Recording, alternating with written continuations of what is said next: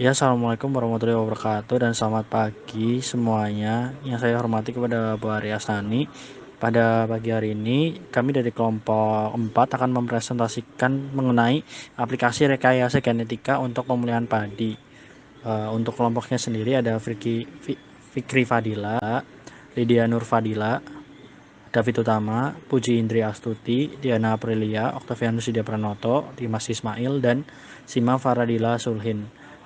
Dari aplikasi rekayasa genetika untuk pemulihan padi, kita menggunakan 3 jurnal, yaitu pembuatan beras insulin melalui rekayasa genetika sebagai alternatif pencegahan penyakit diabetes mellitus.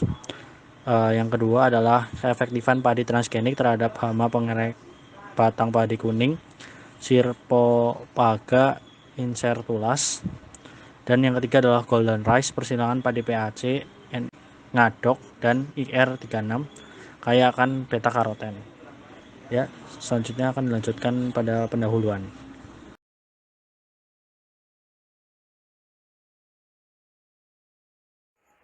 Selanjutnya ada pendahuluan.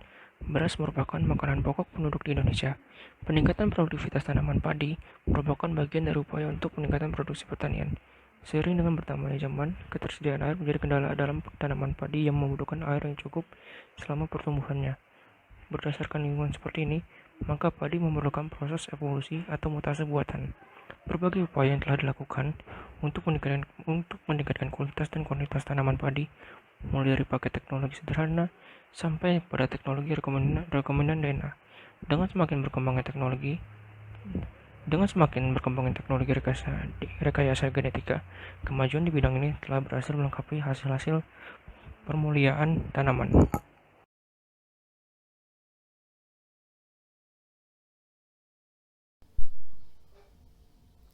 Nah, yang pertama yaitu DNA rekombinan.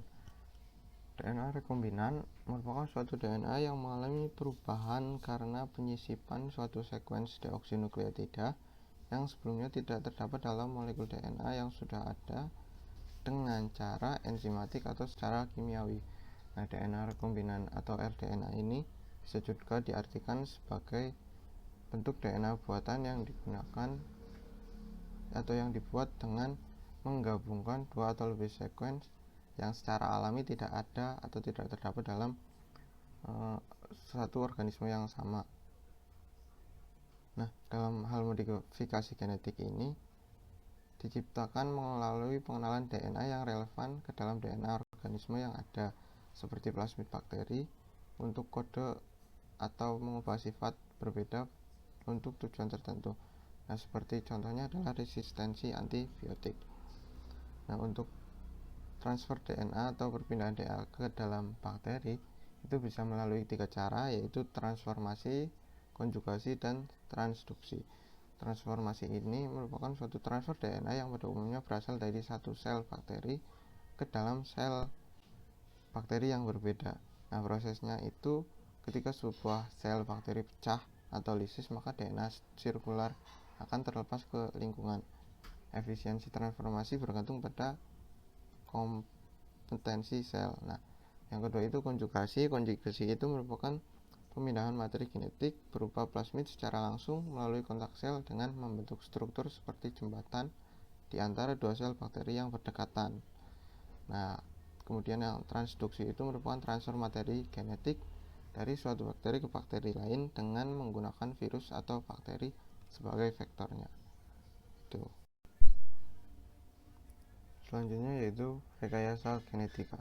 Nah, rekayasa genetika itu merupakan serangkaian teknik untuk memodifikasi dan merekombinasi gen dari berbagai organisme yang berbeda yang juga disebut dengan teknologi DNA rekombinan.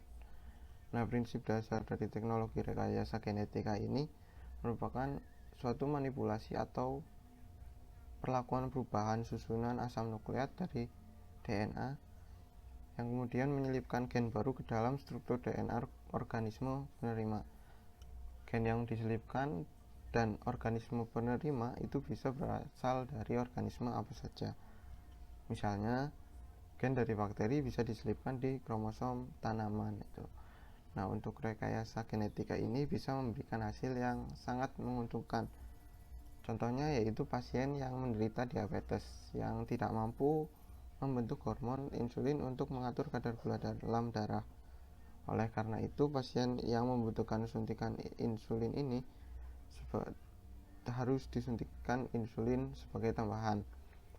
Dengan teknik rekayasa genetika, para peneliti berhasil memaksa mikroorganisme bakteri untuk membentuk insulin yang mirip dengan insulin manusia, yang kemudian akhirnya disuntikan ke manusia sendiri gitu.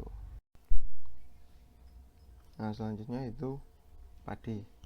Nah, tanaman padi atau Oryza sativa L ini merupakan suatu bahan makanan yang menghasilkan beras dan merupakan makanan pokok bagi sebagian besar penduduk Indonesia. Nah, tidak hanya di Indonesia, beras juga merupakan makanan pokok sekitar 3,5 miliar penduduk yang ada di seluruh dunia. Beras ini merupakan salah satu sumber karbohidrat yang penting yang digunakan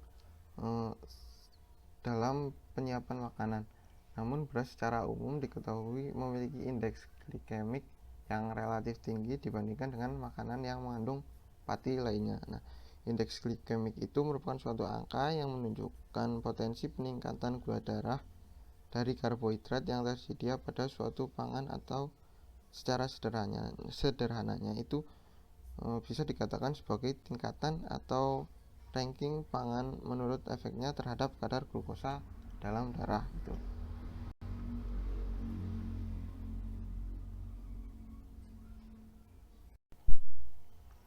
Nah, untuk selanjutnya yaitu pemuliaan padi. Pemuliaan tanaman merupakan suatu kegiatan untuk memperbaiki sifat-sifat tanaman yang diwariskan pada suatu populasi baru dengan sifat genetik baru. Nah, pemuliaan merupakan salah satu ilmu terapan yang multidisiplin. Secara umum, pemuliaan tanaman ini bertujuan untuk meningkatkan produktivitas tanaman guna menghindari ancaman erosi genetik dan menjaga kelestarian sumber daya genetik tanaman.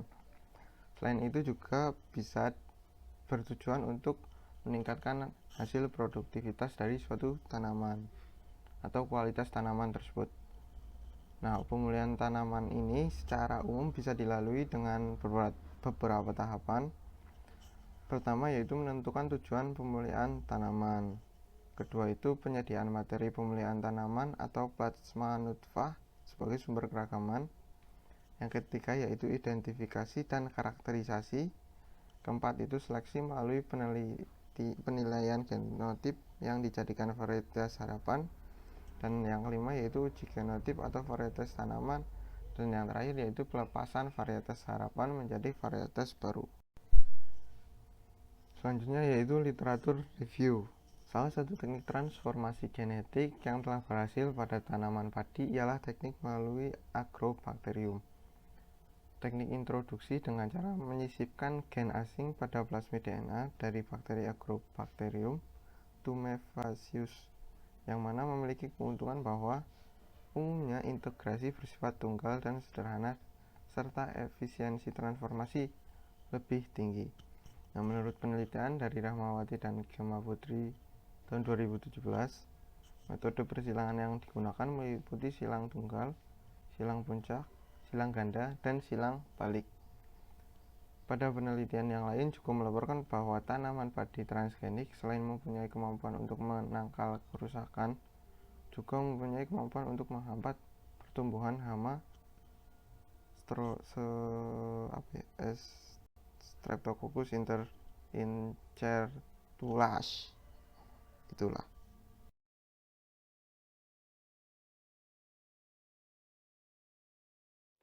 Selanjutnya ada pembuatan beras insulin melalui rekayasa genetika sebagai alternatif pencegahan penyakit diabetes mellitus. Nah, insulin merupakan hormon yang diproduksi oleh organ pankreas yang akan dilepaskan ke dalam aliran darah oleh beta sel. Insulin juga mempunyai beberapa pengaruh dalam jaringan tubuh. Insulin berfungsi menstimulasikan kemasukan asam amino ke dalam sel, kemudian meningkatkan sintesa protein.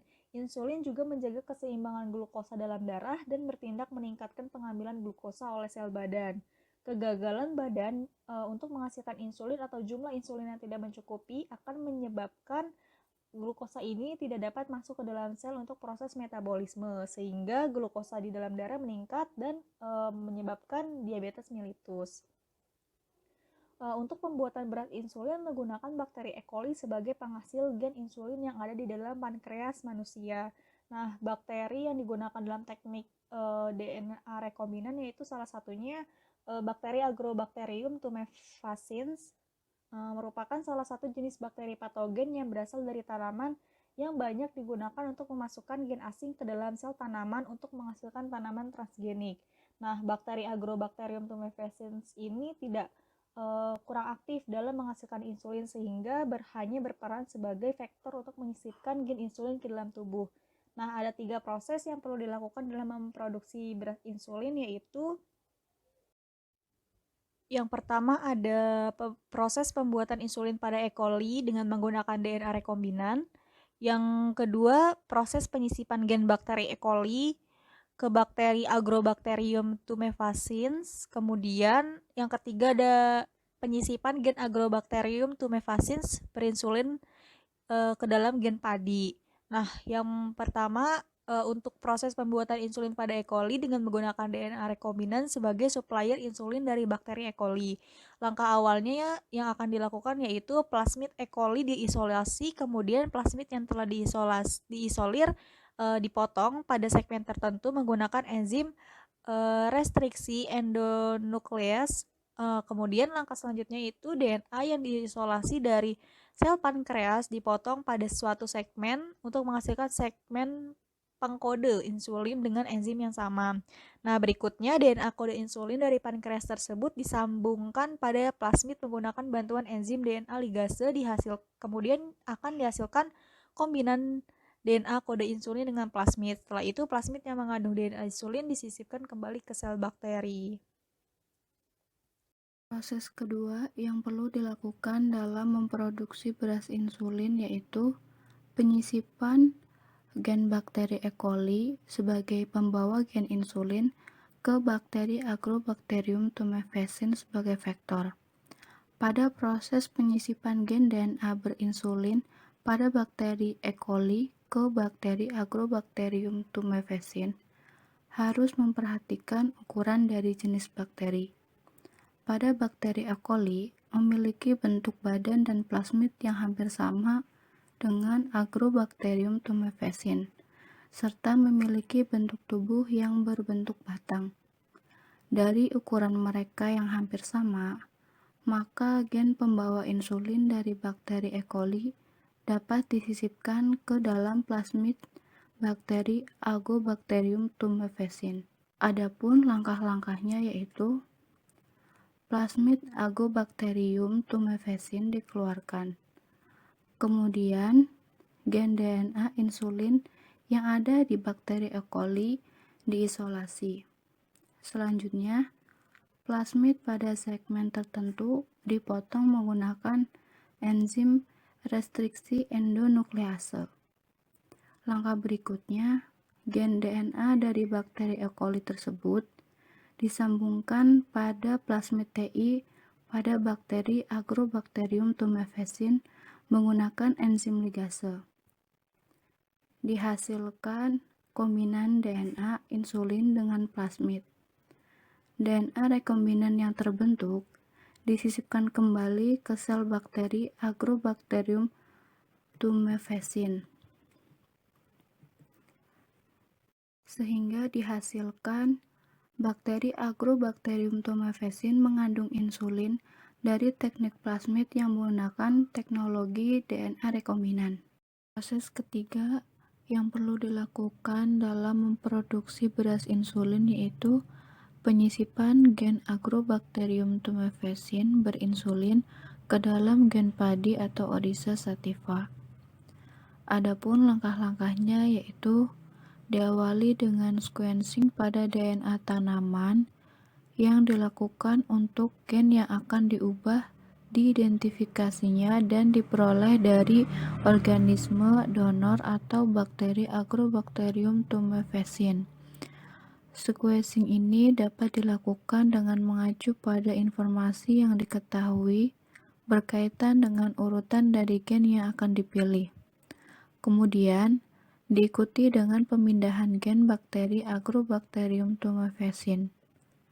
Langkah selanjutnya, gen yang diinginkan dikeluarkan dari bakteri Agrobacterium tumefaciens melalui penggunaan enzim spesifik, biasanya enzim restriksi. Langkah berikutnya, gen yang diinginkan dipolimer melalui polimerase. Metode ini untuk memperkuat DNA dan menghasilkan sejumlah gen yang bisa diterapkan ke tanaman. Kemudian, melakukan metode elektroporasi, yaitu dikejutkan dengan listrik tegangan tinggi melalui larutan yang mengandung protoplas. Kejutan listrik ini menyebabkan sel membran plasma atau semi-permeable untuk sementara tidak stabil dengan membentuk pori-pori kecil.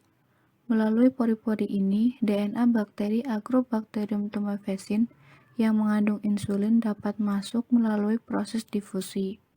Tahap selanjutnya, DNA yang masuk ke nukleus akan diinjeksikan dalam bentuk transfer plasmid TI yang dipindah ke kromosom dan menjadi satu dalam DNA tanaman padi. Kemudian diberikan kejutan listrik dan injeksi sehingga terbentuk kembali sel membran plasma dan dinding sel melalui proses pembalikan. Sel-sel yang baru saja diubah tersebut kemudian menghasilkan jenis sel yang unik yang membentuk padi dengan terdapat gen insulin di dalamnya. Sel baru yang menjadi tanaman padi berinsulin dapat terbentuk ketika sel tanaman padi sudah terinfeksi oleh bakteri yang telah membawa DNA rekombinan baru yang mengandung gen insulin, sehingga DNA yang mengandung gen insulin berintroduksi ke sel tanaman dengan membawa gen baru pada kromosom tumbuhan.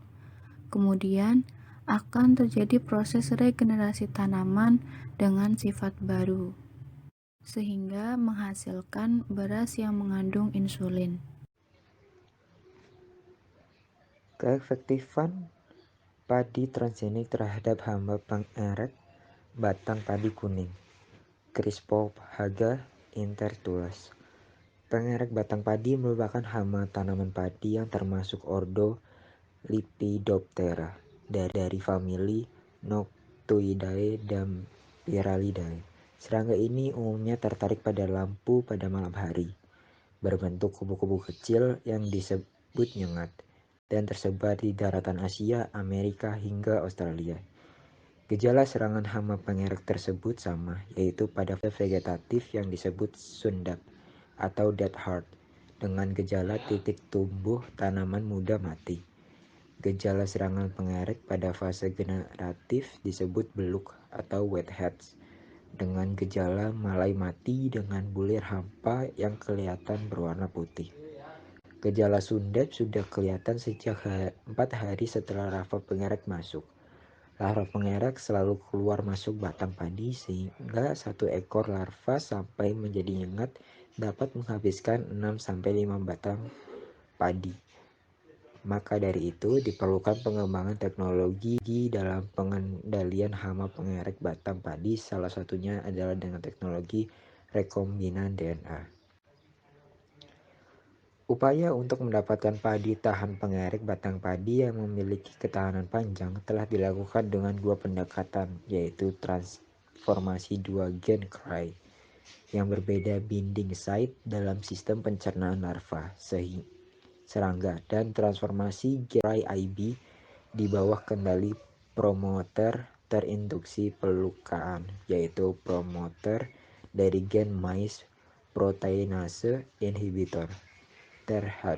Tahap-tahap pengujian dilakukan dengan padi berumur 45 hari diberi larva Instars S. incertulas dengan kepadatan 3 larva per 1 anakan. Kemudian ditutup atau dikurung dengan plastik untuk mencegah perpindahan larva.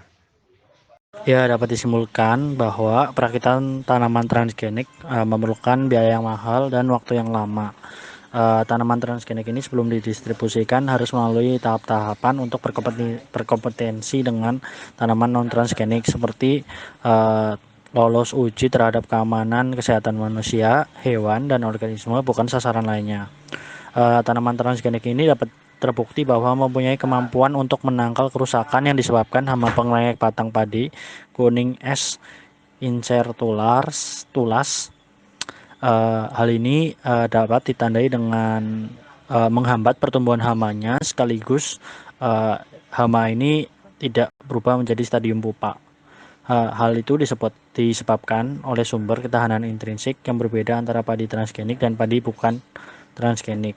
Sumber ketahanan intrinsik pada padi transgenik adalah toksin yang berasal dari gen CRYIAB, fusi 2 gen, dan gen MPI CRYIB. Selanjutnya adalah Golden Rice, hasil persilangan padi PAC Nandok dan IR36 kaya akan beta karoten. Golden Rice adalah kultivar atau varietas padi transgenik hasil rekayasa genetika yang berasnya ini mengandung beta karoten atau provitamin A pada bagian endospermanya. Kandungan beta karoten ini menyebabkan warna berasnya ini berwarna kuning jingga gitu, sehingga kultivarnya dinamakan Golden Rice. Keberadaan provitamin A dalam beras ini sangat diperlukan gitu untuk mencegah dan menanggulangi kekurangan vitamin A, karena apabila seseorang ini kekurangan vitamin A dapat menyebabkan kebutaan, memperburuk penderita diare, sakit pernafasan, dan cacar air gitu. Vitamin A juga penting untuk penglihatan, respon kekebalan, perbaikan sel, pertumbuhan tulang, reproduksi, hingga penting untuk pertumbuhan embrionik dan regulasi gen-gen pendewasaan. Rekayasa padi Golden Rice ini dimulai dengan mengisolasi gen CTRL dari bakteri Erwinia uredivora, gen P dari tanaman dafodil atau bunga bakung, dan juga beberapa enzim yang diperlukan dalam biosintesa karotenoid atau provitamin A. Gen-gen tersebut disisipkan ke plasmid vektor Agrobacterium tumefaciens dan ditransfer ke dalam kloroplas sel-sel endosperma, sehingga selanjutnya itu biji padinya ini ditanam dan diperoleh tanaman padi yang bijinya mengandung beta karoten. Berdasarkan literatur review di sini, kami mengambil jurnal penelitiannya dari Vitria pada tahun 2022, yaitu galur padi transgenik PAC Nagdong _IR36. Jadi padi tersebut ini merupakan tanaman padi hasil rekayasa genetik, yaitu padi Golden Rice yang berasal dari persilangan padi PAC Nagdong dan IR36. Padi varietas IR36 ini merupakan kultivar indica yang memiliki potensi hasil yang tinggi, genjah, kandungan amilosanya tinggi, serta agak tahan terhadap penyakit hawar daun bakteri beserta virus kerdil rumput. Nah, hasil dari penelitian mereka ini, galur padi transgenik Golden Rice PAC Nagdong _IR36 ini memiliki kandungan karbohidrat, protein, dan beta karoten yang tinggi jika dibandingkan dengan kontrolnya. Nah, hal ini mengindikasikan bahwa padi tersebut itu dapat menerima nilai nutrisi yang lebih baik, sedangkan kandungan amilosanya rendah, yang mengindikasikan bahwa galur padi tersebut ini memiliki sifat nasi yang pulen. Padi ini juga mengandung lemak yang rendah, sehingga tidak mudah mengalami oksidasi dan tidak mudah apek. Selain itu, padi ini mengandung beta karoten atau provitamin A yang berperan dalam pembentukan vitamin A dalam tubuh. Kandungan beta karoten pada padi ini diharapkan dapat memenuhi kebutuhan vitamin A dan dapat berperan sebagai antioksidan yang dapat mengurangi penyakit degeneratif. Namun pada kenyataannya, di samping manfaat-manfaat yang bisa kita dapatkan pada padi rekayasa genetika ini, Golden Rice ini mempunyai efek samping yang lumayan riskan. Jadi perubahan yang ditimbulkan akibat efek samping dari padi transgenik ini sedikit mengkhawatirkan gitu ya, karena karena di sini kemungkinan dapat memicu adanya resiko alergi, keracunan, tahan antibiotik, serta perubahan lingkungan atau ekosistem melalui penularan sifat mutasi tanaman transgenetik ke tanaman alami lain. Nah, menurut beberapa literatur yang lain, adanya resiko pangan transgenik konsumen ini memiliki sensitivitas tinggi pada alergi manusia. Keadaan itu dipengaruhi oleh sumber gen yang ditransformasikan, karena adanya gen yang direkomendasikan atau yang ditransformasikan ini, padi yang mengalami modifikasi genetik akan menghasilkan beras yang mengandung padi yang telah mengalami modifikasi genetik ini akan menghasilkan beras yang mengandung beta karoten, yang mana pada saat bersamaan ini akan memunculkan karakteristik lain, seperti meningkatkan kandungan prolamin yang dapat mengakibatkan perubahan kualitas gizi dan bahaya alergi. Nah, selain itu juga dampak negatif golden rice ini seperti terjadi resistensi antibiotik karena menggunakan marker genetik, dan terjadinya outcrossing, yaitu outcrossing itu seperti tercampurnya benih konvensional dengan benih hasil rekayasa genetika yang mungkin secara tidak langsung ini bisa menimbulkan dampak terhadap keamanan pangan.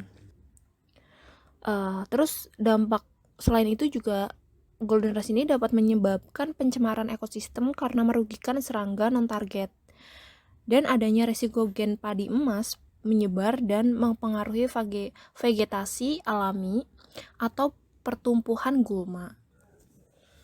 Sebenarnya banyak kontroversi yang lain di pembuatan golden rice ini, seperti hasil rekayasa genetika yang dipublikasi pada jurnal ilmiah pada tahun 2000. Jadi menurut Ingopotricus ini, mereka mengumumkan penyempurnaan temuannya yang kemudian diberi nama padi golden rice 2. Jadi sejak publikasinya itu reaksi para penentangnya sangat keras. Jadi para aktivis lingkungan yang tergabung dalam Greenpeace paling lantang mengkritisi pada golden rice. Jadi mereka mengkategorikan sebagai padi transgenik yang akan merusak sumber plasma nutfah alami, sementara manfaat langsung bagi kesehatan itu belum teruji dengan baik. Dan beberapa artikel lain juga menjelaskan kalau misalkan beberapa pakar kesehatan ini malah memperkirakan dampak negatif beras emas atau golden rice ini bisa saja lebih berat dibandingkan dengan kekurangan vitamin A yang selama ini dikhawatirkan. Hal ini tidak hanya berlaku bagi beras emas, melainkan juga bisa aja komoditas pertanian transgenik yang lain gitu, kayak misalnya pengherak batang atau yang lainnya.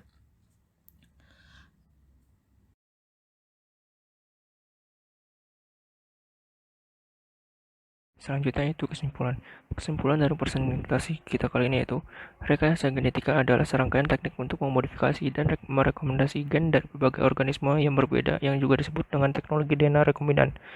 Terus aplikasi rekayasa genetika untuk pemuliaan padi bisa dilakukan dengan berbagai metode, seperti yang pertama pembuatan beras insulin melalui rekayasa genetika sebagai alternatif pencegahan penyakit diabetes mellitus. Yang kedua, keefektifan padi transgenik terhadap hama penggerek batang padi kuning Scirpophaga interculus. Yang ketiga ada golden rice atau persilangan padi Pagnakdok dan IR36 kaya akan beta karoten. Ya, mungkin begitu presentasi dari kelompok kami, kelompok 4. Mohon maaf apabila salah kata. Terima kasih semuanya. Semoga dari PPT ini dapat memberikan informasi kepada teman-teman semuanya. Terima kasih. Wassalamualaikum warahmatullahi wabarakatuh.